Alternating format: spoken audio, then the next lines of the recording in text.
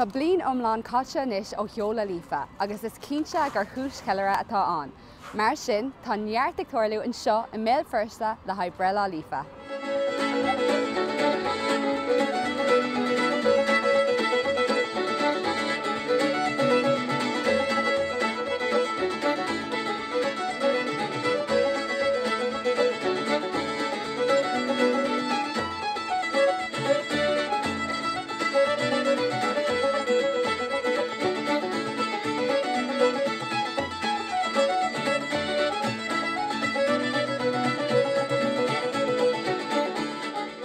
Líofa a géirí an solas mar deartha a chur ar na grúpa Ghaeilge ar na rangan Ghaeilge atá an hanaíon thart ar na sé handaí agus thart ar an tír.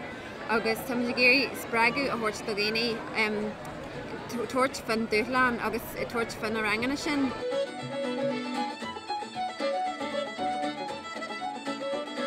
Tá codhór rangana an bhliain sin. Tá codhór seansanna a déisina an Ghaeilge ólam.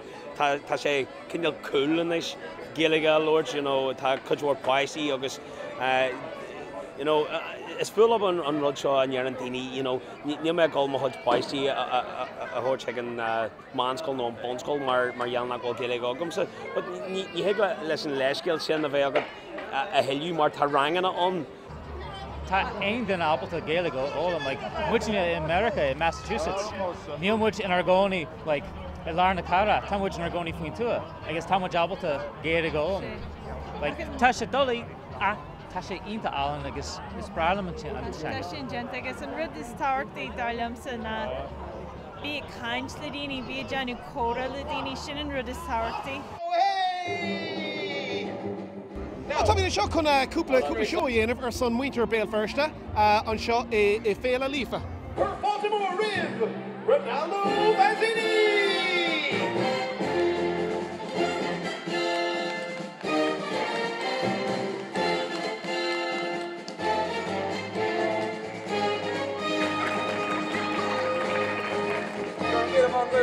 Mar a dheirtar, ní gád is a bheith asta bheabhar chun obair an seo a cóiríonn sé.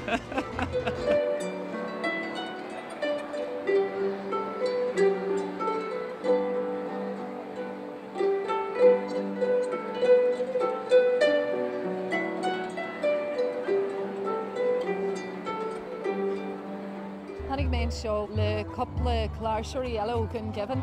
Sílim ghfuil siad táhachtach na daoine le thuirtin le chéile óham go ham mar deis duine le Ghaeilge Lord agus bualadh le daoine éagsala ó gach cairn de chuigála dóithe. Sílim ghfuil siad táhachtach le a chuineal sprioc agus le just le spreagadh agus go bhfuil sé ag na daoine óga fásta agus tá codhór takeíocht an Ghaeilge agus tá gatainna ag Lord an Ghaeilge le chéile so tá sí go bra. Cuirle thuirthainn do dhaoine na gola deag bhfuil linne mas maile chun fáil amach cabhail na ranganíos congraí a chun fáil amach cabhail na himeachtaí tarlú congraachtaí mar tá rudaí tarlú aithnáid ag an rudtá ní bhíonna sa daoine an amana. Déag I fáinne ag I tharlú sé thraíthe. Na bhíú fátas agus lémas deach. Dí cosa is cracatón agus de gatainne de cardú agus sásta codú le daoine tamar fád agus í bhlaga sé bhhar ama teachtas teathar an Ghaeilge. Is féidir le cá chlárú le líofa agus níl sé riomh roihéanach.